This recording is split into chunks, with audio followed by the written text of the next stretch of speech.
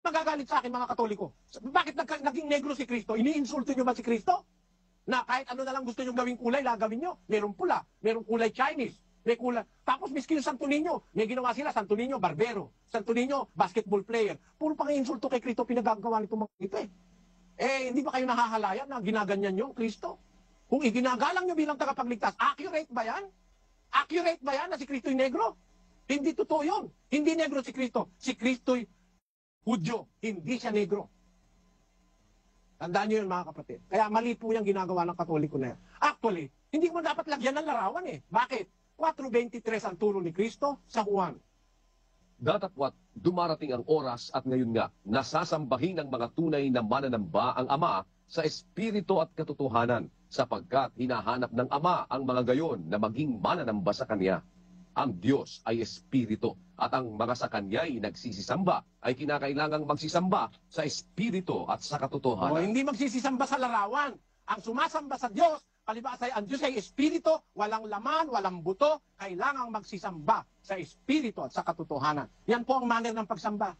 Hindi ka luluhod sa larawan, hindi mo lalagyan ng kandila, hindi mo lalagyan ng esperma, hindi mo lalagyan ng bulaklak, hindi mo lalagyan ng kung ano-anong mga dekorasyon dahil ang Diyos ay Espiritu. At ang sumasambay kailangang sumamba sa Espiritu at katotohanan. Yan po ang turo ni Kristo, kapatid. So yung pong bawal yung picture ni Jesus Christ or whatsoever, di ba sabi niyo po bawal nga po. Pero ang tanong ko, bakit po may lumabas? At saka accurate po ba talaga na yung talaga kaya po yung mga images ng mga ni Kristo at saka ng mga saints na nire-revere ng mga Catholics in the present times? Salamat sa iyong partisipasyon, kapatid na Marvin. Pero alam mo, no, ikinalulungkot kong sabihin sa iyo na isang paglapastangan kay Kristo ang pinagagawa, insulto kay Kristo. Tingnan mo ang kanilang ipinintang retrato ni Kristo. Papakita ko sa iyong isa-isa. Vladimir, isa-isahin mo nga. Opo kapatid na Eli, ito po nakikita na po siguro ninyo dyan sa Laguna at sa lahat ng dako. Iba-iba po itong nakikita po namin dito sa screen, kapatid na Eli. Ito mahaba ang buhok, iba-iba ang itsura. Yung una may balbas, may bigote. Sa bagay, puro may balbas at may bigote ito. Pero magkakaiba po ng figura, ng mukha, pati buhok.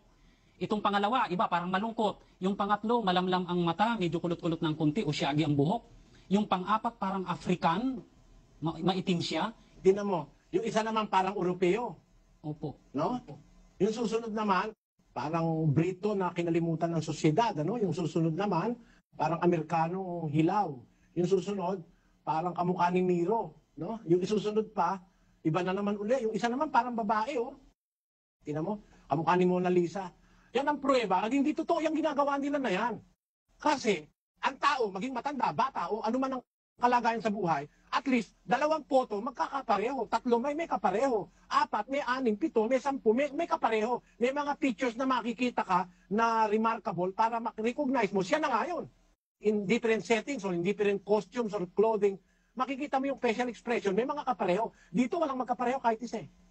At napakalapastangan kay Kristo. Bakit? Bawal ni Kristo sa lalaki mahaba ang buhok, hinabaan ang buhok ni Kristo. Pwede ba naman sabihin ni Kristo, bawal sa lalaki mahaba buhok, lalaki siya, mahaba buhok niya.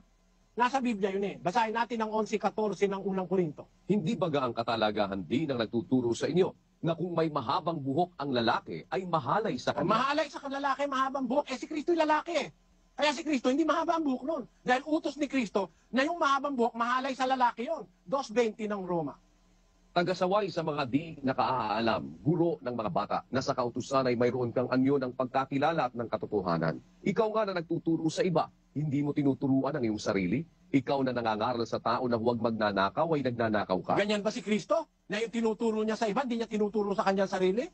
Sabi niya, huwag magnakaw ay nagnanakaw siya. Sabi niya, mahalay sa lalaki, mahaba buhok. Siya naman, mahaba ang buhok niya. Mali yan. Yung konsepto kung mahaba ang buhok ni Kristo, napakamali niyan. Hindi totoo yan. Yan ang pruweba na hindi totoo yung pinag-iimbento nila yan. Hindi nga accurate eh. Paano ka nakakita ng Kristong negro? Hudyo yun. Paano accurate yung binubuhat niya sa Quiapo? Huwag kayo magagalit sa akin mga Katoliko. Bakit naging negro si Kristo? Iniinsulto niyo ba si Kristo? Na kahit ano na lang gusto niyo gawing kulay, gagawin niyo. Merong pula, merong kulay Chinese, may kulay. Tapos miski yung Santo Niño, may ginawa sila, Santo Niño, barbero. Santo Niño, basketball player. Puro pang insulto kay Kristo pinagagawa nito mga ito eh. Hindi ba kayo nahahalayan na ginaganyan niyo ang Kristo? Kung iginagalang niyo bilang tagapagligtas, accurate ba yan?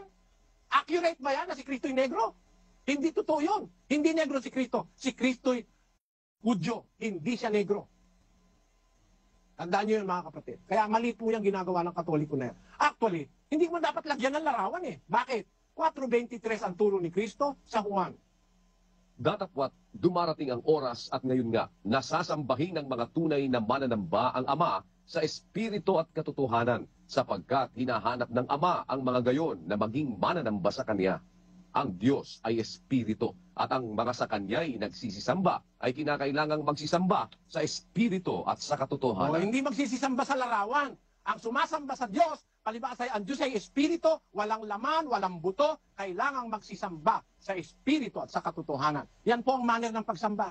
Hindi ka luluhod sa larawan, hindi mo lalagyan ng kandila, hindi mo lalagyan ng esperma, hindi mo lalagyan ng bulaklak, hindi mo lalagyan ng kung ano-anong mga dekorasyon dahil ang Diyos ay espiritu at ang sumasambay kailangang sumamba sa espiritu at katotohanan. Yan po ang turo ni Kristo, kapatid.